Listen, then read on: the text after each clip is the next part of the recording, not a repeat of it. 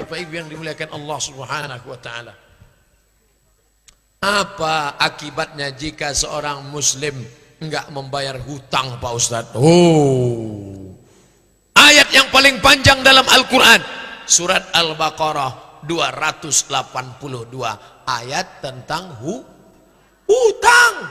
Nanti di akhirat akan kau cari dia di padang mahsyar, sedang di padang panjang payah besu. Apa boleh di padang mahsyar? Maka bayarlah panci yang belum balik-balikkan, celana lejeng yang dipinjam patang bayar, yang punya hutang piutang bayar. Kalau dia tidak sanggup bayar, yang paling bagus, kadang awak menolong orang susah zaman kini, bantu menolong anjing terjepit, inyo lapeh di giginya pulau awak. Oleh sebab itu kadang Ustadz, awaklah membayar pinjaman buya, waktu menagihnya banyak puluh ongkos bensin awak daripada pitinan ditagih. Maka yang paling bagus kalau 2-3 kali dia tidak bayar, bayar. Ampun tak lo bisa. Wa anta saddaqu khairul lakum. Sedekahkan saja lebih baik. Bisa bayar apa tidak? Tak bisa. Ambillah, mau sedekahkan, sedekah. Pikir dulu pendapatan, sesal kemudian tiada berguna. Buat baik berpada-pada, berbuat buruk jangan sekali. Oleh sebab itu maka yang ada punya hutang, bayarlah. Pisang emas bawa berlayar, masak sebiji di dalam peti, hutang emas dapat dibayar, hutang budi dibawa mati. Saya terutang budi kepada masyarakat Payakumbuh. Siapa yang menghidupkan listrik sehingga bisa kita tabligh akbar, siapa yang memasang tenda, siapa yang merekam acara ini tak dapat dibayar, tapi hutang-hutang duit segera bayar. Silap salah saya selama tausiah ini, minta maaf. Lebih baik minta maaf di sini daripada kita minta maaf mencari dia di akhirat. Maukah bapak, ibu, nenek, mama, orang Sumando, hadirin hadirat memaafkan segala silap salah saya? Lah, selesai. Tapi hutang tidak selesai. Tengok, pandang bagaimana kemarin waktu jamaah mau pergi ke Makkah. Bagaimana jamaah waktu mau pergi ke Makkah minta maaf. Undang bapak ibu besok makan di rumah, pak tamu agihnya makan, setelah makan minum, setelah minum makan buah, setelah itu baru kata sambutan dari calon jamaah haji. Bapak ibu tetangga, serabat RT RW, hadirin hadirat muslimin muslimat sekalian, maukah memaafkan silap saya selama ini? Tentu orang yang lagi agih makan mau. Tapi hutang piutang jangan sampai tidak dibayar, yang jatuh tempo segera dibayar. Apa benar Rasulullah tidak mau menyolatkan orang yang meninggalkan hutang? Betul. Nabi ketika diberitahu si fulan meninggal tapi hutangnya banyak, Nabi tidak menyolatkannya, tapi sahabat tetap disuruh solat. Nabi tak mau menyolatkan, tapi sahabat menyolatkan. Apa maknanya? Az-zajar, teguran bahwa orang yang tidak membayar hutang tidak didoakan Nabi Muhammad SAW, tapi fardu kifayah tetap tidak gugur. 3. Jelaskan apa itu Islam Nusantara Pak Ustaz. Oh mudah, saya tulis di YouTube Islam Nusantara Ustadz Jel Fatullah.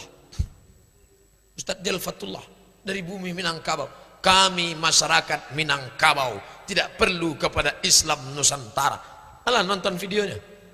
Ambo kalau ditanya orang tentang Islam Nusantara, ambo share itu Ustadz Jel Fatullah, kakak kelas ambo waktu di Al-Azhar Kairo. Jelas. Ustadz Gus Rizal Gazahar, ketua Majelis Ulama Indonesia Sumatera Barat, jelas fatwanya dari MUI Sumatera Barat, jelas. Tapi ambo selalu menjelaskan Islam di Nusantara. Tidak ada beda Islam di Nusantara dengan Islam di Makkah, Islam di Maroko. Sama-sama la ilaha illallah Muhammadur Rasulullah. Tapi kita Islam di Nusantara, ada ulama-ulama yang luar biasa. Orang Nusantara asli dari bumi Minangkabau, Nusantara, tapi bisa menjadi imam di Masjidil Haram, Syekh Ahmad Khatib Al-Minangkabau. Bangga kita. Jadi kalau nanti ada UIN, Imam Bonjol mau membuat jurusan, bagus, jurusan Islam di Nusantara, lalu dibuatkan di situ ulama-ulama Minangkabau yang pernah menjadi ulama internasional, maka akan lahirlah biografi imam-imam ulama-ulama Minangkabau, Syekh Ahmad Khatib Al-Mingkabawi, Syekh Sulaiman Ar-Rasuli, Inyak Jaho, Syekh Musa Parabek, Syekh Buya Haji Abdul Malik Karim Amrullah, Buya siapa yang memperjuangkan pernah menjadi Perdana Menteri, pernah menjadi Sekjen Dunia, Ikatan Masjid Dunia. Itulah dia yang juga membangun rumah sakit Islam, dikumpulkan duit kotak-kotak masjid menjadi rumah sakit, yayasan rumah sakit Islam YARSI. Ini perjuangan yang luar biasa. Maka insya Allah kalau dipahami dengan benar, Islam di Nusantara. Begitu kata Kiai Haji Hashim Muzadi almarhum dan Profesor Dr.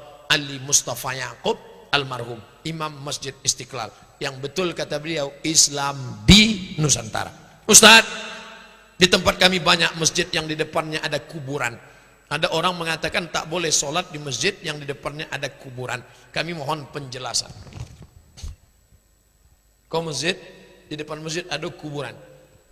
Bedakan antara tiga. Pertama, sholat menghadap kubur.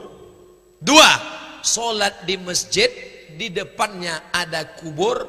Tiga, meratakan kubur lalu dibangun masjid di atasnya. Nah, ini jangan samakan antara tiga. Karena Nabi mengatakan la'anallahu al-yahud wan nasara. Allah melaknat Yahudi dan Nasrani.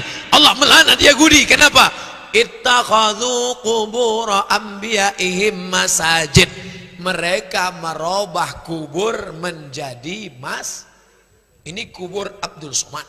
Ini kubur Abdul Somad. Diratakannya dengan ekskavator, traktor, lalu dibangun masjid di atas. Masjid As-Somadiyah. Haram sholat di situ. Kenapa? Karena di bawahnya ada kubur, menyembah kubur. Adapun sholat di masjid yang di depannya ada kubur, maka tidak apa-apa. Begitu kata Mufti Mesir Syekh Ali Jum'ah dalam kitab berjudul Al-Bayan Lima Yushghilul Adhan. Sudah ambo terjemahkan potongan-potongannya dalam satu buku berjudul 37 Masalah Populer. Ado ambo bahas tentang sholat di masjid yang ada kubur. Yang tak boleh itu adalah menjadikan kubur orang soleh, dibangun masjid di atasnya, menyembah dia. Itu yang tak boleh. Adapun di masjid, di depannya ada kubur, di sampingnya ada kubur, maka tidak menjadi masalah. Begitu kata Syekh Ali Jum'ah. Oh, Ustaz Somad mau jual buku ya? Enggak, buku ambo gratis semua di internet. Tulis di Play Store. Buka HP Play Store. 37 Masalah Populer. Enter, download, gratis. Kalau ambo cetak fotokopi Pak Ustaz untuk jamaah, silakan. Tapi jangan ditulis di pojok, coblos nomor. Hanya untuk konsumsi jamaah masjid. Jangan dijual, tidak diperjualbelikan. Tapi untuk murni dakwah karena Allah Subhanahu wa ta'ala. Begini Ustaz, dulu ketika umur 10 tahun saya pernah bernazar. Namun nazar itu sangat berat untuk ditunaikan. Karena waktu itu saya bernazar, saya tidak memikirkan cara menunaikannya. Apa yang harus saya lakukan Ustaz? Dan ketika saya bernazar tersebut, apakah saya sudah balik atau belum? Umur 10 tahun dulu belum balik, sekarang sudah balik. Karena orang sekarang dikarbit cepat dia masak. Masakannya pakai pengawet, tontonannya dunianya. Maka banyak anak umur 10 tahun sudah akil balik. Tapi dia tidak menyebut nazarnya apa. Jadi saya tak bisa menjawab apa nazar dia. Nazar saya puasa Pak Ustaz, tebus sekarang puasa.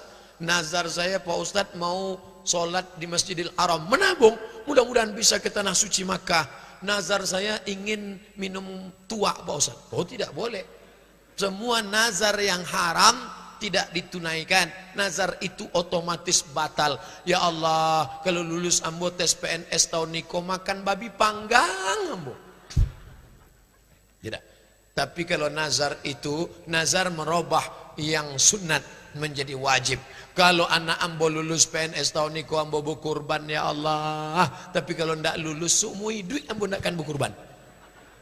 Ini orang bakhil, ini orang pelit. Dia beribadah hanya karena ada pancingan. Kita beribadah ini mukhlisina lahud din. Tapi tentang nazar dalam Islam disyariatkan. Buka surat Ali Imran. Inni nazartu laka ma fi batni muharrara. Imran punya istri, nama istrinya Hannah. Siapa namanya? Hannah. Imran punya istri namanya Hannah. Hannah lama tak punya anak. Lalu dia bernazar, Rabbi inni nazartu laka ma fi batni muharrara. Ya Allah, aku bernazar kalau anakku ini lahir nanti jadi penjaga Baitul Maqdis. Ditakdirkan Allah, rahimnya pun punya anak. Imran punya istri Hannah. Hannah mengandung anak, itulah anak perempuan lahir bernama Maryam. Maryam melahirkan anak laki-laki bernama Hannah, punya suami Imran, punya anak Maryam, punya cucu Isa. Surat itu disebut dengan surat Ali Imran, keluarga Imran. Itu tentang nazar. Baik, ibu-ibu yang bernazar, ya Allah, kalau anak ini nanti lahir ganteng, maka aku undang anak yatim piatu datang ke Buya. Buya, saya ingin anak saya ganteng, apa saya baca Buya? Banyak-banyak baca surat Yusuf. Maksud Buya supaya anak tadi imannya macam iman Nabi Yusuf. Inyo salah sangku. Disangkonya anakku ganteng macam Nabi Yusuf. Begitu lahir PKI, pendek kete hitam. Buya, kecik Buya patang kalau baca surat Yusuf iko anak akan. Ambo dah adanya begitu kecik Buya. Ambo suruh baca surat Yusuf supaya imannya kuat, bantu iman Nabi Yusuf. Diajak Zulaika berzinanya ndak ambo. Iko, emang anak ambo bantu iko? Kecik Buya, suaminya mana? Iko suami ambo. Ayo samu lah. Kecik Buya, buah tidak akan jauh jatuh dari pohonnya kecuali kalau buah itu jatuh ke sungai atau dilarikan burung. Tapi ibu yang dimuliakan Allah, artinya apa? Kita beramal bukan karena mengharapkan macam-macam, tapi karena lillahi